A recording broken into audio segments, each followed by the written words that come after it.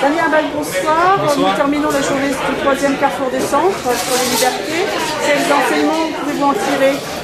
Écoutez, je crois qu'effectivement cette journée sur les libertés, sur le 3e Carrefour des Centres, était important pour nous, puisque comme l'a dit Hervé Morin lors de son discours de clôture, le nouveau centre s'est fondé sur 3 piliers dans l'action, à la fois la construction européenne, les solidarités et les libertés, qui fait partie, donc je dirais, de ce bagage génétique du nouveau centre pour la construction de notre parti.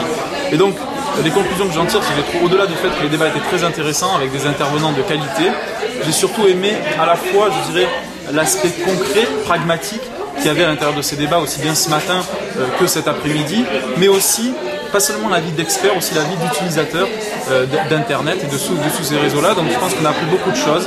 Et je crois qu'aujourd'hui, l'intérêt et ce qui est important de comprendre, c'est que oui, il faut avancer vers ces libertés, non pas avec peur, non pas avec crainte, mais quand même avec la mise en perspective d'un certain nombre de dangers, d'un certain nombre de réalités qu'il faut prendre en compte, d'où la nécessité, effectivement, et là je rejoins le président Hervé Morin là-dessus, de la création, de la mise en place d'un habeas corpus numérique, et effectivement, pas au niveau national, mais au moins au niveau européen, et si possible au niveau mondial.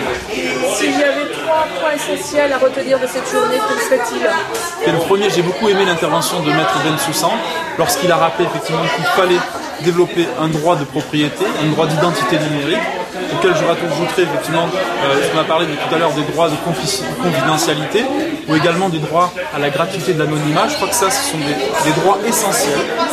La question d'Internet, la question de l'économie numérique ne se règle pas simplement que sur l'aspect économique. Ça se règle aussi sur l'aspect droits fondamentaux, ça se règle aussi sur quelle société on veut faire demain et quel espace de liberté on veut donner dans cet espace Internet.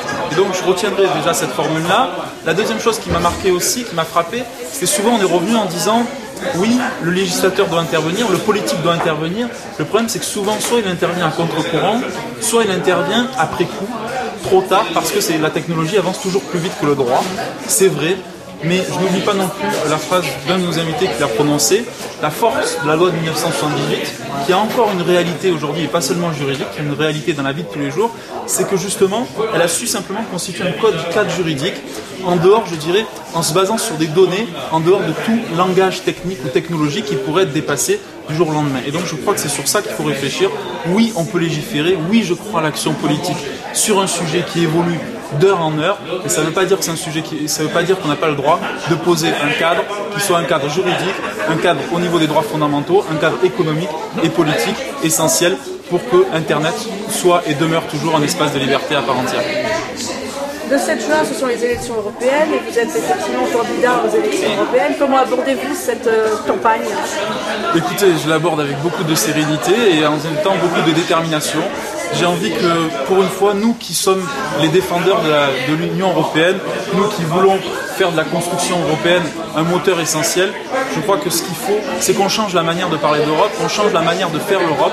Et pour cela, il faut sortir un peu des débats institutionnels qui, malheureusement, ne sont souvent que des débats, je dirais, d'initiés, pour montrer à chacun d'entre nous que l'Europe, ça compte aussi au quotidien, que l'Europe, c'est aussi du concret jour après jour, parce qu'on ne veut pas dire qu'il y a derrière, qu'il n'y a pas de philosophie, qu'il n'y a pas de valeur à défendre. Et je crois que c'est cette articulation avec l'Europe des projets, en montrant que l'Europe est utile. Et on en a vu l'exemple aujourd'hui, à travers du débat sur l'économie numérique et sur les libertés. Oui, dans notre programme, et en tout cas, moi, si je défendrai donc les couleurs du nouveau centre, sur cette idée d'un habeas corpus numérique européen, parce qu'il me semble effectivement fondamental que cette question-là soit débattue au plan communautaire. Après la loi de 78 et après la directive de 1995, il est temps aujourd'hui de renforcer notre charte des droits fondamentaux de cet aspect numérique-là, et l'Union européenne a un rôle majeur à jouer, et vous voyez que ça concerne les citoyens et les jeunes notamment dans la vie de tous les jours. Merci beaucoup Damien Abad et très bientôt pour un chat sur politiquevision.com. Avec grand plaisir. Merci.